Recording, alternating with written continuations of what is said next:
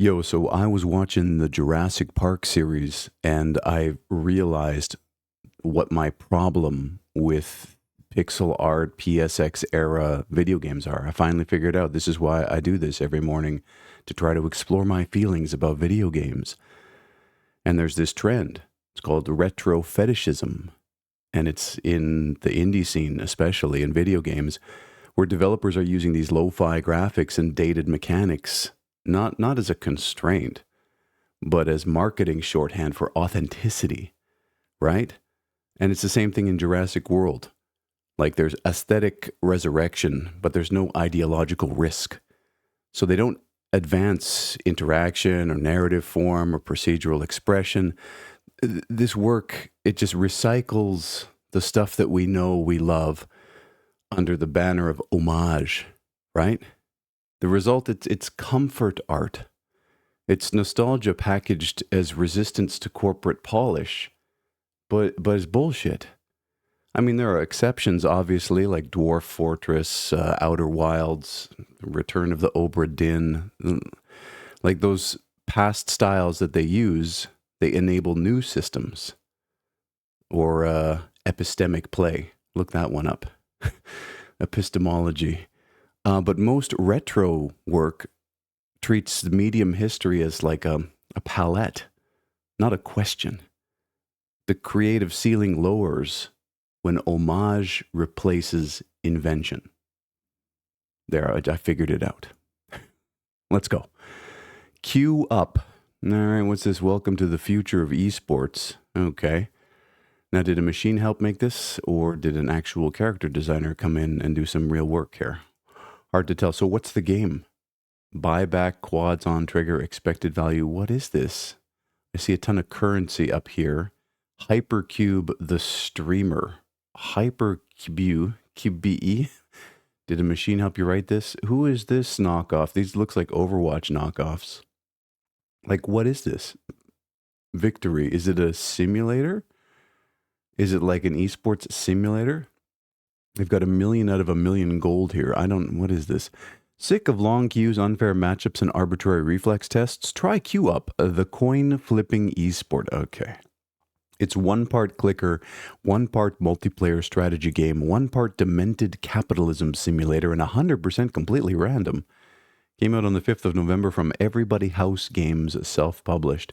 That's one thing I realized, too, about competitive esports is that really, if you're sitting at 50-50 win-loss rate, you're doing it right. Anything else, you should probably either become professional or give up. They want $13 for this. So that's it. You flip a coin. Oh my God. From the twisted minds that brought you Universal Paperclips and Babel Royale, two games that probably disappeared into obscurity as soon as they were launched. Yeah, did a machine help you make this art? I have a feeling it did. And I guess it's kind of an incremental game. However you play, you'll experience the heart-stopping thrills of our patented, mathematically perfect, quantum-powered matchmaking system. Bullshit. Will you make it to the top of the ladder or be trapped forever in QLO hell? Don't ask me. Buy the game and find out. 2 exclamation marks. No, I don't think I will. Good luck, Everybody House Games. Sonic Rumble. All right, so we go from some coin tosser to an actual game. It's Fall Guys Sonic. Is that what it is? With the little Sonic characters. I was never a big Sonic kid. Never really a big Sega boy when I was growing up. I was a Nintendo kid in the playground, defending to the death Nintendo's console dominance against the Sega kids. Ready, Set, Rumble joined Sonic in this intense arcade royale game set in Dr. Eggman's diabolical toy world. Collect legendary skins, all new emotes, and build skills as you progress through this action-packed game. Mayhem is best with friends. Came out on 5th of November from Sega, self-published. It's free. I guess they monetize it with characters and cosmetics and all that stuff. I'm pretty sure you can you trust Sega? Maybe I shouldn't say that. Trust Sega at your own risk. Okay, so 32 players can battle for glory in this free-to-play cross-platform game. Oh, wow, it's not just a race, it's a rumble. How many players does Fall Guys put into a match, into a royale? Is it 100? Dash, spin, and speed through iconic stages. Mayhem is best with friends. Triumph in the toy world. A legendary lineup. Play as Sonic and Tails, Knuckles, Amy, Shadow, Dr. Eggman, and other Sonic series favorites. Customize your characters to your heart's content. But why? Don't they always look like this, though? What do you get to put a weird hat on Sonic for $5? Rumble at home or on the go. Oh, it's available also on your mobile device. Wow. Standout Sonic soundtrack. That's probably the best thing about this game. Well, there it is, and it's free. So I guess if you're into this kind of thing, I would imagine that it's a game for 10-year-olds, but you've probably got a lot of sad middle-aged people playing this kind of shit. Siberia Remastered. I heard they were doing this. I got so close to the end of Siberia. And you know how I feel about female protagonists. Not my favorite character to play. I don't identify much with them. But I did enjoy my time with the original Siberia. As far as one of these point-and-click adventure games goes, the puzzles were mind-bending. It looks like they added a lot of junk in this lady's trunk. Is that bait? Could be. I think her ass only had like 10 pixels in the original. But here it is. They done remade it. I wonder how many sales this is going to get. It's a hard game. But I guess now with the internet, you can just go look up the answers whenever you want. If you do that, you're cheating yourself of the experience. Rediscover the Clockpunk universe. Clockpunk. Oh, okay. Of Benoit Sokal in this fully remastered version of the first Siberia game. Join Kate Walker and Oscar, a strange and charming automaton, in pursuit of the brilliant inventor Hans Vorarlberg, and embark on an adventure more immersive and poetic than ever. Came out on the 6th of November, and the original, when was this? This is like 30 years old, right? Virtualis Gaming and Microids Studio Paris, published by Microids. They want $39 for this? Okay, I guess. Oh, they bundle it with Broken Sword, the game I couldn't remember yesterday. A faithful and a stunning overhaul. I don't know, this looks exactly how the original looked in my mind. Kind of funny how that works, eh? Reimagined mechanical puzzles for a more intuitive experience. Well, that would be kind of nice. Yeah, that was part of the difficulty of the original, with the clunkiness of the interactions. A modernized gameplay experience. Rediscover Kate Walker's journey with 3D. Wow. She's a brilliant lawyer from New York, and it's unexpected thrilling. First released in 2002, so yeah, 23 years old. Siberia became a reference in the adventure genre, praised for its unique atmosphere, sharp writing, and the richness of Benoit Sokal's artistic vision. This remaster is a new opportunity to rediscover the masterpiece, following in the footsteps of other titles from Benoit Sokal, such as Siberia: The World Before, and the newly released Amazon: The Explorer's Legacy.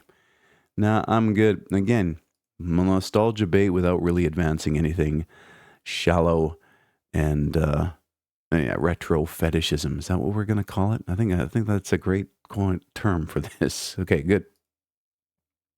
Biped 2. Oh, so the Biped developers made enough to make a sequel? Or they're just doing it for a hobby? They're super rich? Yeah, the OG was not bad. And here's more of it. So it's physics-based puzzles, and it looks like there's co-op involved here as well, or competitive possibly. And yeah, kind of an interesting control scheme, interesting experiment. Didn't advance the graphics very much, but okay. Biped 2 is a co-op action-adventure game with a strong focus on moment-to-moment collaboration, alone or between 2 or 4 players. Came out on the 5th of November from Meta Publishing, Next Studios, and Playjoy Studios. 3 studios got together for this. Published by Meta Publishing, there's a free Friends Pass. I guess someone actually needs the game for this to work. It's not really a demo. Someone's got to buy the game for $26. I mean, okay. It's a sequel, and they're cashing in on the this phenomenon that's going on now, the co-op slop, which is great, whatever. For those who enjoy the couch co-op, here it is. Unique pair mechanics not only help each other to get further, but act together to achieve success. Explore new biomes, play solo in 2 or 4 player co-op. Apart from familiar mods, we've introduced a new one, 4-player co-op. Beat the challenging levels together in teams of 4. Style is a must. You get wacky hats for your bipeds. Create your special journey. Explored everything in the game and want more? Use Steam Workshop to create your own levels. So they have enabled the mod community. I mean, again, not for me, not really a co-op guy like this, but hey, you and your significant other might want to sit down on the couch and puzzle this out. Strange Seed. All right. It's what you find in the crusty sock under the bed. A little strange seed. How does this work? Is it a Pokemon? It's a cloning sort of thing, splicing DNA together to make weird creatures. It's a Spore all over again. Spore is still a good game, by the way. If you can get your hands on a copy and play it, it was an excellent little experiment from Maxis. Strange seed, you're a lowly blob, but with the ability to evolve any DNA you eat. You don't have to stay that way. Upgrade parts to fight, run, fly, and overcome your environment. Mammals, birds, insects, dinosaurs, everything is on your menu. Came out on the 5th of November from Chronicle Games Limited. Published by Slug Disco. There is a demo. They want $20 for it. It's perfect. You begin as a humble blob, and then you go around devouring other creatures and absorbing their DNA, because that's how that works. 7 part slots and 41 creatures to discover. You'll have 10 million and one possible combinations to play with. Venture through 11 unique biomes, from lush forests to sandy beaches to cityscapes, and even the heart of a volcano. Each environment brings its own challenges. Can you uncover them all? And there's combat. Don't let the colorful world fool you. Strange Seed is full of danger. Creatures range from simple lizards to ferocious, souls-like bosses. And victory isn't just about reflexes. The right combination of parts could be the difference between survival and defeat. Souls-like bosses? Like, what does that mean? When you die, you lose all your DNA? Like, what? What are we talking about? I don't know. I don't know about this. Something about the presentation doesn't really excite me. But it might be a thing that your child who would someday grow up to be a geneticist that will fix the human race might be interested in. For the eugenicist in the family, here's Strange Seed. Eruta. Eruta? Oh no, little infantilized anime girls with fucking cat ears, fox ears. What is it? Is it a combat-based game? Probably an MMO type thing, a little Maple Story type sort of thing. Good lord. You mix in pixel art with line art. I don't know, bro. A bread revolution across the world now begins. Eruta is a side-scrolling action game with a shop management twist. Fight monsters for materials and use them to make breads. Then finally make the deserted town popular again. Okay. It's a little cozy game. It's for girls, but will be played by weird middle-aged dudes. Came out on the 5th of November from Dawn Games and the Gravity Game Arise Company Limited. There is a demo. They want $19.50 for it. And it's what it said it was, I guess. There's something weird about it, though. The presentation is stretched. The graphics are kind of washed out and pastel-y. I guess that's what it takes to be a cozy game these days. Multiple areas with different themes and challenges. The locals are cute but dangerous. Rare materials. What bread can they make? There's been a bunch of games like this. Racketeer, an item shop story, Moonlighter, etc., etc. I would play Moonlighter before I played this. I guess to serve customers, you got to do a quick time event, and that's always fun. Clean up the floor or you'll lose money. Develop a deserted town. New friends will join the town. Research and upgrade recipes. Make the deserted town great again. Make infantilization great again. I'm good. Dog Witch. All caps. What is it with the trend to put all caps in the titles? Does it make it stand out somehow? It sounds like you're just yelling at me. Okay, it's a roguelike, obviously flat hand-drawn. No, it's actually 3D. Flat, barely lit, untextured 3D. Gun rats can become gun rats. Okay. Oh, is it a card battler? RPG? Look at the hats this crazy dog's got with this twirly eyes. Oh, I see. You can customize your character to give him those crazy spiral eyes. It's wearing like 20 witch hats. What are we doing? Okay, so roguelike turn-based combat RPG sort of thing with a unique art style. We're going to call this unique, I guess. Dog Witch is a roguelike deck builder where your spells are fueled by enchanted dice. Combine 151 unique items to forge ever-evolving strategies, perfect synergy combos, summon minions, and tackle an endless range of foes so bizarre they'll leave your tail wagging in disbelief. Came out on the 5th of November from Heckmouse, published by Mystic Forge.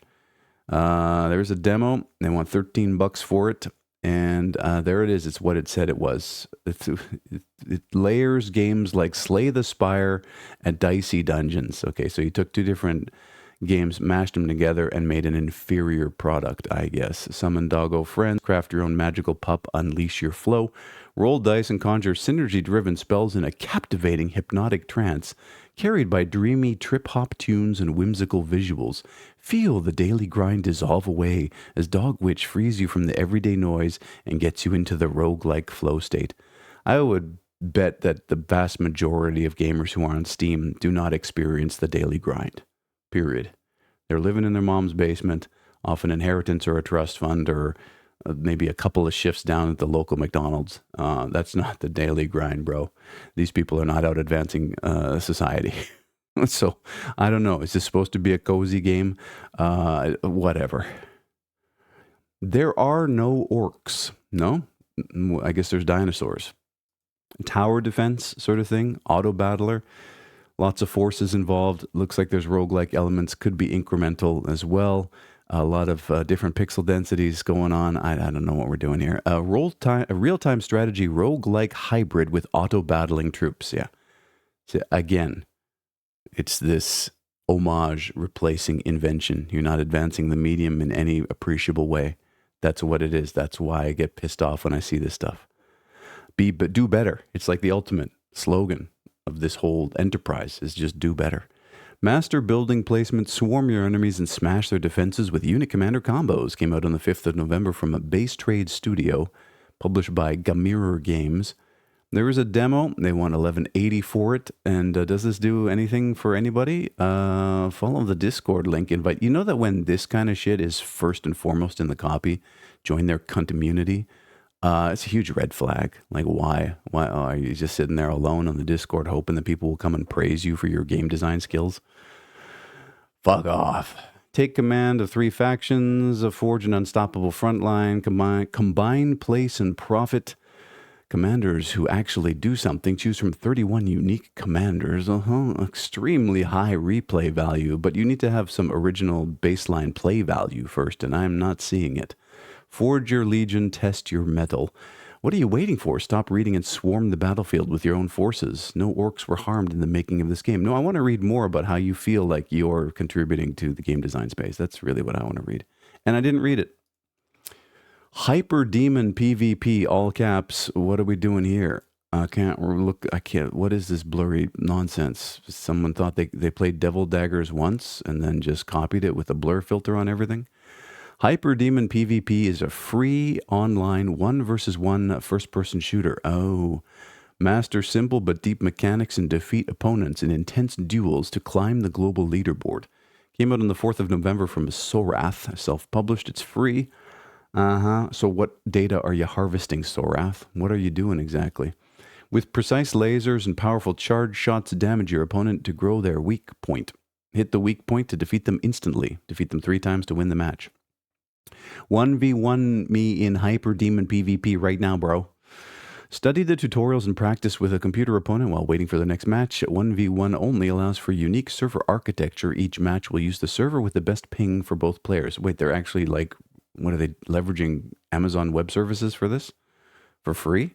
Originally a secret Easter egg in Hyper Demon, PvP is now expanded and available free for everyone. Enjoy responsibly. So this is just so Sorath made enough money from Hyper Demon that they decided to release the PvP mode for free. Huh. Okay. Cool. The Fable manga build roguelike. What are we doing here? Pixel art mixed with hand-drawn. Oh, what is this, like a Jackbox sort of thing? I don't understand. You draw like what you're going to do in the fight in sort of manga panels, and then it happens in the combat area, which is pixel art, but the manga is hand-drawn line art. What are we doing? We're having an identity crisis in the game. Master, give me the usual. Someone thinks they understand Japanese culture, I guess. Or maybe they are Japanese. I don't fucking know. The Fable manga build roguelike combines manga tactical puzzles and roguelike gameplay into one thrilling experience. Enjoy stylish pixel art action while testing your flexible thinking and precise strategy. Came out on the 5th of November from Mono Entertainment. Yeah, I think the game gave me Mono. Published by Kodansha. And isn't Kodansha a big manga publisher? So maybe it is Japanese. They couldn't wrangle any artists together to make it look a little more appealing. Anyways, there's a demo. They want $13 for it, and that's it. Yeah, so you assemble the combos that you want to use in the manga panels, and then it's executed during the fight. Kind of interesting. Oh, huh? There's Akira, a genius hitman who masters gunfire and melee. Yoko, Akira's partner who uses mobile attacks to outsmart enemies. What does she do? Throw her phone at people? And Suzuki, a cold-blooded assassin who uses traps and bullets to defeat enemies. There's a time limit, minigames for a breather for puzzle lovers, and bonus content included.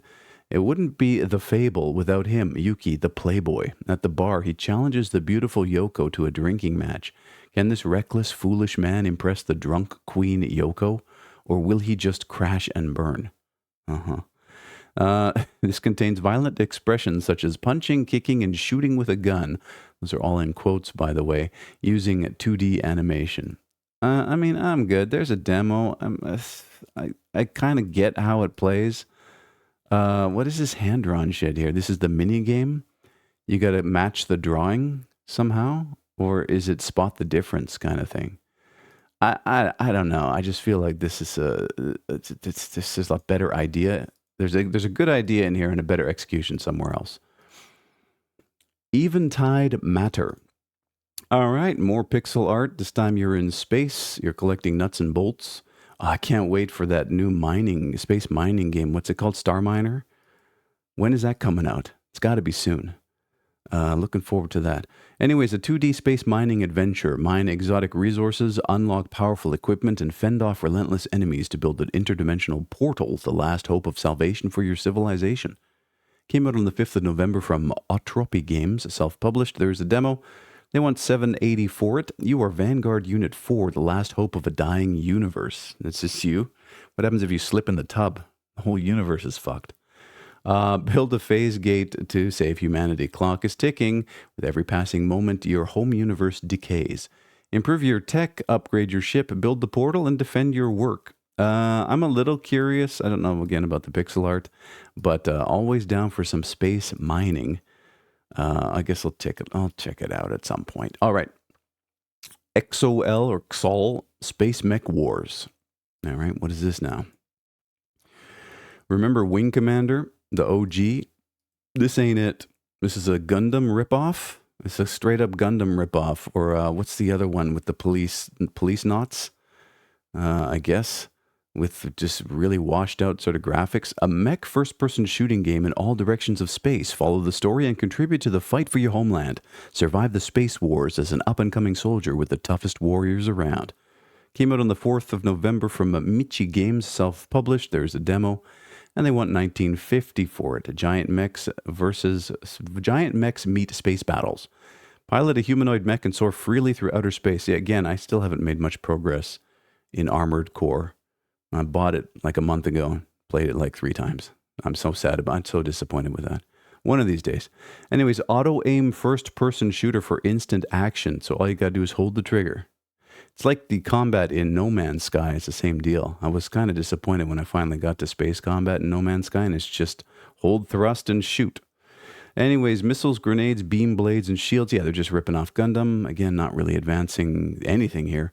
You're a rookie pilot thrown into a space war for your homeland. There's 12 missions, and coordinate military ops with your squad. Is that machine-generated intelligence there? The game uses voiceovers made by machines, though. That's good. I mean, why pay a voice actor when you can get it done for free at a fraction of the time invested? I'm good. Good luck with your Space Mech Wars. And that's it for us today. 19,391 games have been viewed. You have yourself a fantastic day.